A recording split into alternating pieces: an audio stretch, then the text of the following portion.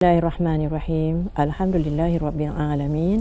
Wassalatu wassalamu ala asyrafil mursalin Sayyidina Muhammadin wa ala alihi wa sahbihi ajmain. Awang Haji Abdul Rahman dan Syarina dan audio penonton yang saya hormati, Assalamualaikum warahmatullahi wabarakatuh. Jadi hari ini kita akan bercakap mencari ketenangan jiwa. Kita harap mudah-mudahan hari Jumaat ini tenang jiwa kita ya. Kemudian bagi setiap orang ada cara tersendiri bagaimana mencari atau mendapatkan ketenangan jiwa tu. Ada orang apabila ia gelisah, ia akan menyanyi. Ada orang ia akan menonton wayang, ia akan jalan-jalan, melihat menonton gambar misalnya. Atau masing-masing dengan cara tersendiri. Jadi hari ini saya akan membawa cara ketenangan jiwa yang banyak kita melihat daripada unsur Islam. Bagaimana Islam mengajar kita macam mana atau bagaimana cara kita menenangkan jiwa kita. Yang pertama membaca dan artinya mendengar orang membaca Al-Quran. Ini yang patut kita lakukan. Membaca anda pun banyak sedikit sehari ayat-ayat lazim ke itu kita lakukan. Kemudian kita menyayangi orang miskin. Bila kita melihat orang miskin, orang susah, jangan kita cebik, jangan kita pandang sambil lalu saja. Kita simpati, kalau boleh kita tolong orang miskin ini. Nah, kemudian melihat orang di bawah, mungkin kita tinggi kedudukan kita, jadi janganlah terlalu melambunglah. Kita pandang-pandanglah juga orang di bawah. Kalau kita sebagai ketua, pandang orang-orang di bawah-bawahan kita. Kadang-kadang mereka ini boleh memberikan ketenangan kepada kita.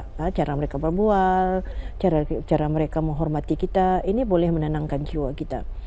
Nah, kemudian menjaga silaturahim, hubungan dengan kawan-kawan dan keluarga, jaga jangan sampai terputus.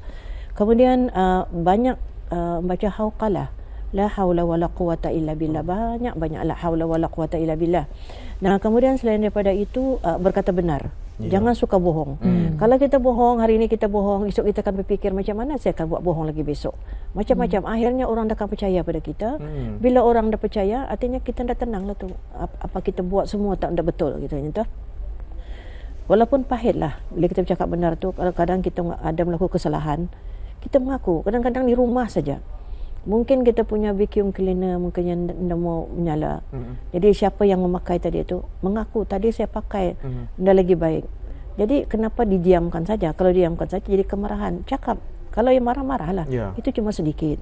Kemudian mungkin saja bagi pembantu misalnya. Atau siapa-siapalah yang menjaga anak damit, mungkin tergugur sedikit mesti bagi tahu ibunya. Tadi tergugur sedikit anak kita tu. Daripada ia jadi kemalangan sudah lama-lama baru beritahu ini walaupun dia marahnya pun dah seberapa Kemudian selain daripada cakap benar tidak peduli dengan celaan orang, biarlah orang bercakap, orang memandang hina kita, yang penting kita buat baik, buat saja walaupun sedikit sumbangan kita itu, entah kenapa buat saja. Kemudian selain daripada itu minta-minta. Kemudian menjauhi hutang, kalau boleh jauhi hutang kecuali perlu. Kemudian selalu berfikiran positif. Ini yang bersangka baik kepada orang lain. Nah, kemudian mengenai dengan baca Al-Quran ini, saya ingin bercerita ada seorang lelaki, ia berjumpa sahabat Nabi. Sahabat Nabinya namanya Ibnu Mas'ud radhiyallahu anhu. Jadi lelaki ini bercakap, macam mana saya hendak menenangkan jiwa? Hari-hari saya gelisah. Tidur malam dah dapat. Ada yang saya fikirkan. Dah tenteram jiwa saya. Jadi Ibnu Mas'ud ni pun berkata kepada lelaki tadi ni, kau ziarahi 3 tempat.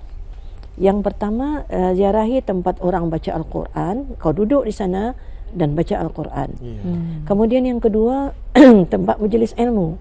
Di situ dengar orang bersyarahkan ceramah di situ, berdoalah dalam majlis itu karena malaikat artinya mengaminkan doa orang dalam majlis ilmu. Kemudian yang ketiga, cari tempat dan waktu sunyi, maka di situ abdikan dirimu kepada Allah. Jadi beribadahlah kepada Allah.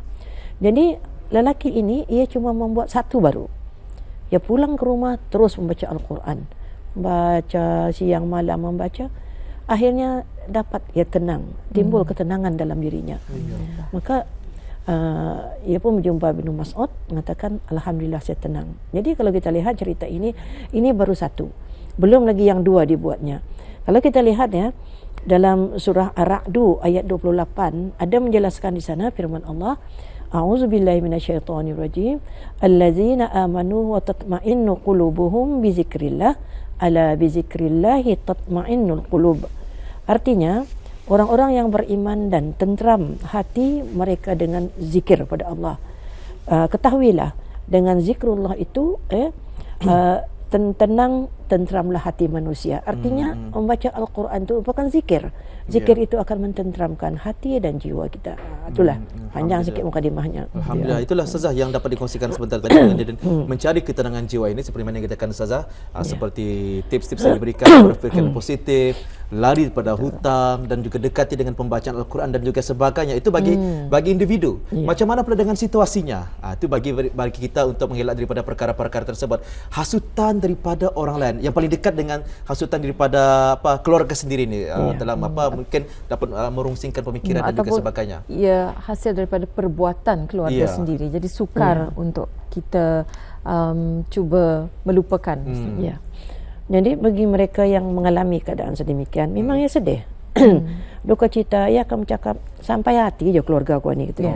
Sepatutnya ia sayang saya, tapi ia pula menyusahkan hati saya. Kadang-kadang selain daripada itu, suami isteri pun ada seperti yang dijelaskan Orang Jurahman dan Syarina tadi, ada juga yang menyakiti atau membuatkan jiwa tidak tentram. Jadi bagi mereka yang mengalami jangan sedih. Dalam Al-Quran ada menjelaskan ayat At-Taubah surah 40 mengatakan a'udzubillahi minasyaitonirrajim, la tahzan innallaha ma'ana. Jangan kau sedih, sesungguhnya Allah bersama kita. Jadi kalau ni kita sematkan dalam diri kita, insya-Allah kita sedih tu sedih, duka cita pindahlah jorang sampai kita dah mau makan, dah mau minum, dah mau tidur. Serahkan kepada Allah Subhanahu Wa Taala, sembahyang banyak-banyak, berdoa kita, dan selain daripada itu doalah bagi orang yang menyakiti kita ini supaya sedar, diberi hidayat. Selalunya orang yang menjahati orang lain ni hidayat jauh darinya tu. Kita perhatikan bila ia jahat dengan kita, kita lihat sembahyangnya, sembahyangkan dia ni. Kamu kita lihat mulutnya. Baguskan dah mulutnya bila bercakap. Kadang-kadang bercakap tu sesuka hati, lepas saja tu. Yang penting hatinya puas. Tetapi ia tidak tahu dengan caranya bercakap, nada suara itu boleh menyakiti hati kita. Kemudian kita lihat lagi dengan lagaknya macam mana. Kadang lagak lalu depan kita pun disenggolnya kita tu. Ni satu tabiat ya, sengaja menyakiti. Sabarlah kita. Sesungguhnya sabar ini adalah obat segala-galanya. Kemudian jangan kita lupa kita buat baik, ya. Bagi keluarga yang macam perangai begini, mungkin kita anggap memang macam itu perangainya tu. Jadi kita senang. Kalau kita ada lebih, misalnya ada apa-apa makanan ke pakaian ke lebih, apa salah kita beri? Kita boleh bersedekah atau hadiah kepadanya. Jadi di sini kebaikan kita itu boleh memakan kejahatannya tu. Seperti mana Rasulullah mengatakan al-hasanatu hasanat takulul sayyiat. Kebaikan itu akan memakan segala kejahatan itu. Sabar tapi itulah kalau kita berbuat baik ni bukannya dalam masa sekejap. Kadang masa-masa yang lama. Kemudian selain daripada tu anda puas hati. Ini kenapa apa puncanya ni? Kadang-kadang iri, dengki, tu. Itulah. Jadi bila ada kata orang PhD dalam diri, dia katakan PhD ni kira kelulusan tertinggi. Tetapi kena istilahkan PhD ni perangai hasad dengki. Bila ada perangai hasad dengki ada dalam diri kita, syaitan pun ikut-ikut, maka situlah baik pun orang tu jahat. Sebab tu kadang ada sampai yang sanggup melakukan sihir tu untuk artinya kepuasan diri. Sampai ke mana puas hati kita? Yang penting kita berserahkan kepada Allah Subhanahu Wa Taala lah. Jadi itu situasi kalau ada orang yang ada hasad dengki, ada yang memang kepribadiannya suka menyakitkan hati, gemar melihat reaksi dari orang lain, reaksi yang tidak elok. Tapi macam mana Ustazah, tidak lari juga dewasa ini anak-anak yang menyebabkan orang tua rasa terganggu. Bukan saja anak-anak kecil, malah anak-anak yang sudah dewasa yang diharapkan orang tua untuk menyukakan hati orang tua, tapi mereka pula yang membuat hati ibu bapa tidak tentram. Macam mana keadaan seumpama ini Ustazah? Ya. Bagi para ibu bapa, kalaulah mendapati anak sedemikian, yang paling penting kita faham peribadi anak kita tu bagaimana. Kalau waktu pikirannya tengah marah, kita jangan marah. Itu tuh. Psikologi juga mesti tahu. Ya, kemudian kalau anak-anak kecil tu boleh mungkin kita marah begitu. Tetapi selalunya kita ni galat dengan anak kita yang sudah berumah tangga. Galatkan menantu. Tetapi dalam masa yang sama anak kita ni menyakiti kita. Yang pertama berdoalah kita supaya nak diberi hidayat. Kemudian yang kedua tegur. Kenapa anda tegur? Tegurlah anak ni. Saya lihat kamu ni lain macam sudah. Galak usulnya kamu bercakap dengan bapa kamu, dengan ibu kamu. Tegur. Kalau dah tegur, orang ni dah sedar. Pada anggapannya lurus je tu. Kemudian selain daripada itu pasangan. Pasangan ini yang paling penting. Kalaulah anak lelaki ni artinya jauh ataupun mungkin menyakiti hati indungnya, kita para isteri inilah menegur. Baiki mentua kita, nasihatkan suami, jangan kita macam itu. Saya berterima kasih kita baik dengan ibu bapa saya. Saya harap kita pun mesti buat baik kepada ibu bapa kita. Itu surga kita tu. Bukan kita saja, saya pun ambil tu. Jadi kita pujuk. Kita berperanan lah. Suami isteri berperanan dalam menyenangkan hati ibu. Kemudian selain daripada itu, cucu-cucu ni. Kalau boleh cucu kalau sudah besar ni, kadang-kadang anak ni walaupun sudah berumur bercucu, lain juga perangainya kadang-kadang. Jadi cucu ni ya baik sama neneknya, cucu ni lah. Cuba mendamaikan neneknya dengan ibunya sendiri dengan bapaknya. Itu kalau boleh kita buat dengan cara lain lah.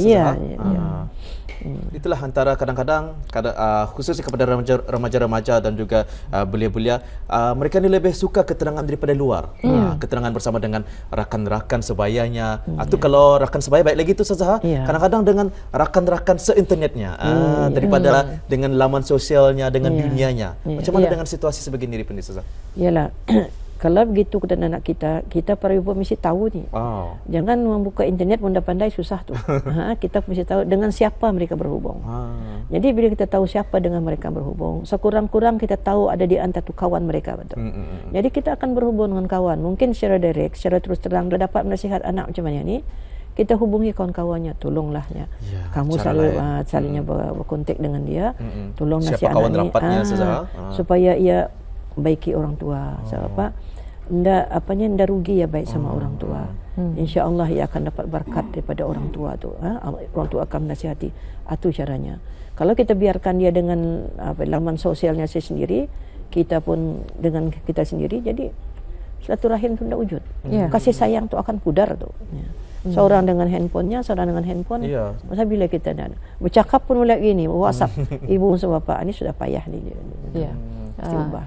Yang perlu digalakkan dalam Facebook ada anak-anak yang enggan berkawan dengan ibu bapanya di Facebook, tapi yang pentingnya adalah untuk mereka memastikan anak-anak ini menerima mereka dan untuk membantu pemantauan sebenarnya Ustazah dan kita ada lebih kurang 5 minit ya. Mungkin Ustazah satu soalan lagi. Pada musim sekarang memang demam peperiksaan sedang dirasakan oleh para pelajar dan tentunya ini kadang-kadang memberi sedikit tekanan kepada mereka. Macam mana peranan ibu bapa Ustazah? Kita para ibu bapa kita lihat bila orang tengah demam periksa ni, ia perlukan waktu studinya, ketenangan dalam rumah tangga tu. Artinya makan minum cukup artinya gembira anak tu. Jadi kita para ibu bapa mesti faham ni. Jangan buat bising. Kadang-kadang sebahagian tu semua. Sebahagian waktu anak tengah esok ada jadual periksa hari ni bertengkar suami isteri. Menjerit dia. Radio kuat bising. Jadi perlahankanlah.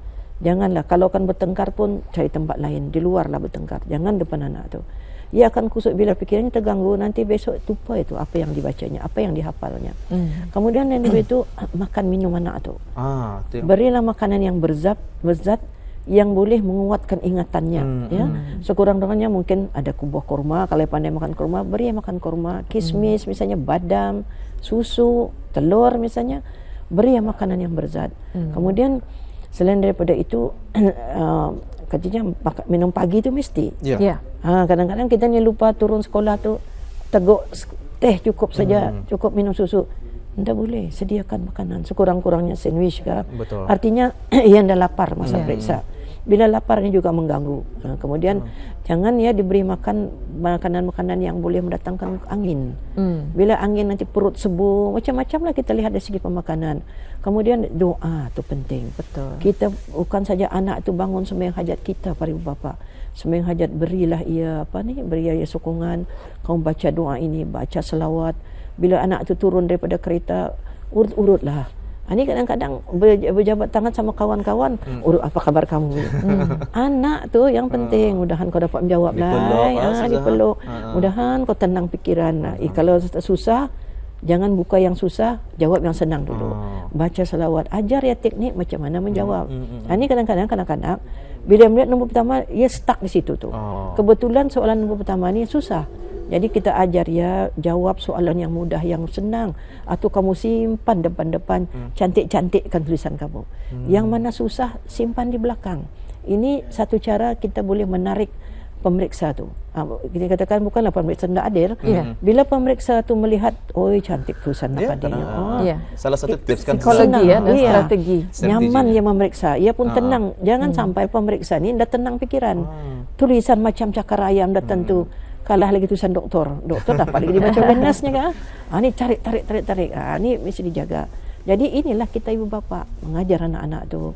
Kemudian kalau adalah soalan lama-lama, terutama anak-anak yang pemeriksaan besar ni, O-level atau A-level, berusaha minta soalan lama-lama, duduk sama-sama berbincang bagaimana cara kita menjawab. Suruh yang menjawab. Jadi insya-Allah anak-anaknya kan dapat tips daripada orang tua. Ini kalau kita dengar ya, anak-anak yang dapat cemerlang tu dalam peperiksaan, inilah di antara apa yang mereka buat ya. Sokongan ibu bapa tu amat penting. Jangan ibu bapa kata, "Ndak aku pandai tanya babumu." Yang babu pun tanya bapamu. Lama-lama kami ndak belajar perkara macam ni. Kita ndak belajar dalam bab ni, tanya orang lain. Atau antar tuition kah misalnya, sewaktu dia dekat-dekat nak periksa tu, bantulah anak-anak. Alhamdulillah. Itulah antara yang dalam dikongsikan oleh Ustazah sebentar tadi. Sebetulnya banyak lagi cara untuk mencari ketenangan jiwa. Mungkin di episod akan datang kita sambung ya Ustazah. Mungkin ketenangan jiwa dalam kerjaya, berniaga, menghadapi periksa sebentar tadi, mengenai dengan melangsaikan hutang dan juga sebagainya.